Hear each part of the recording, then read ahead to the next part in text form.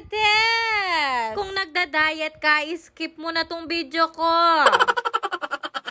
Pagtapos naming nagpunta ng Nepo, dumiretso kami dito sa Carmelite. Para humingi ng tawad at magpasalamat sa lahat ng blessings namin. Diyos ko, si Mapiak may silab keng kilub simbahan. Chares! Nakilala pa ako ng kamarites ko, si Madam Alejandrino. Hello, Madam! Ka-fresh na pa mong Madam? Pagtapos namin dito, dumiretso muna kami sa bahay. Para palitan yung damit ni Zoe. Diyos ko, may lupa ng batang yagit. Tapos nagpunta na rin kami dito sa Samgyupsalan. Baka sabihin nyo na naman, Marites, cholesterol na naman yung kinakain mo. Diyos ko, rugo. Pagbigyan nyo na ako, abre nyo po tarugo, minom kong pineapple juice. May pa chopstick pang nalalaman na kemo na pasakitan rugo, magkutsara ko. Aro Diyos ko, kanyaman Jo.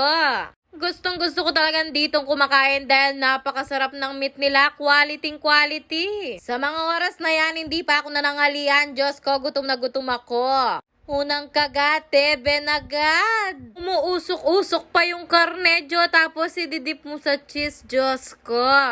Paano ko ba naman talaga pipigilan yung sarili ko kung ganito yung pagkain? Diyos ko, Marites, kalakalale, mabaknal ka loko.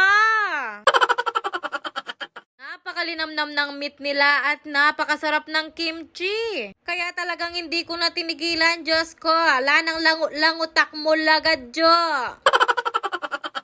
Lalo na tong belly nila, Diyos ko, Jo, napakalambot, napakasarap. At habang kumakain kami dyan, merong nakakilala sa ating kamarites. Ayan si Madam. Shoutout po sa inyo, Madam. Pero syempre, para maging balance yung kinain natin, mag-lettuce tayo. Potay ako rugo katunawan.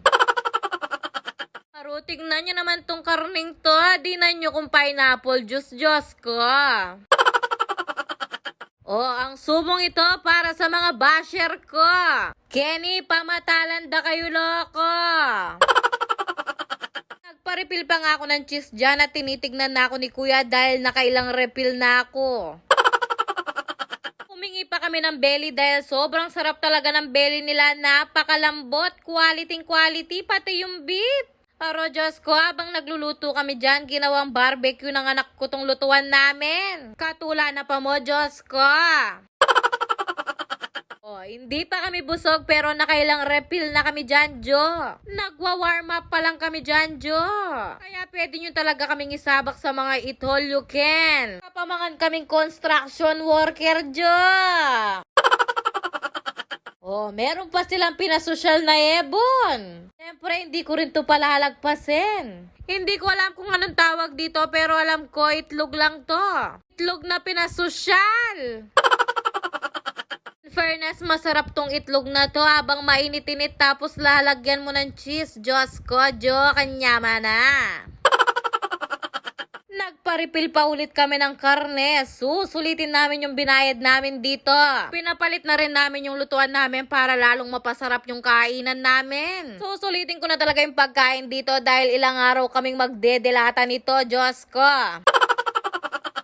Ito na mga anak ko, talagang pinanindagan yung pagcha-chopstick. Tuknangan mo na yan, Diyos ko.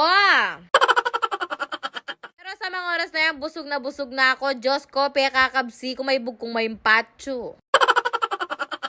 Ayo, kapag gining asawa ko, Nedjo. Puta kakakulo ko. Abangan na dito kami, meron na namang nakakilala sa ating mga kamarites.